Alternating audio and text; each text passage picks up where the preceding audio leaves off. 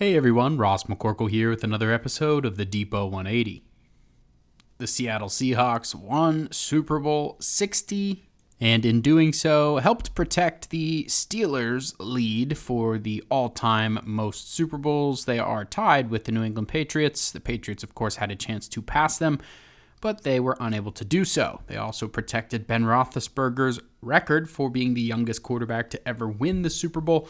Drake May was 100-some days younger than him at the time of the Super Bowl. Of course, that no longer matters because Drake May lost.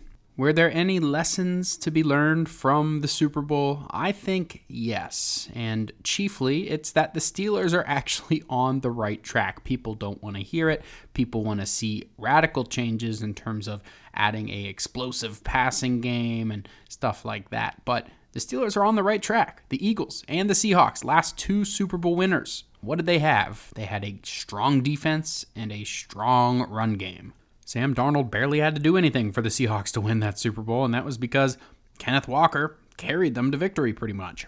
And that defense took care of the rest with 3 turnovers and basically stopping the Patriots from doing anything the whole night. So yes, some of you are going to have to admit to yourselves, Mike Tomlin's thesis of where the NFL was going was correct. He wasn't some old-timey, misinformed, archaic head coach. He was actually on trend. It's just they didn't execute, whether that's because of the specific play calling or they just didn't have the talent, they didn't draft well enough, they didn't do free agency well enough.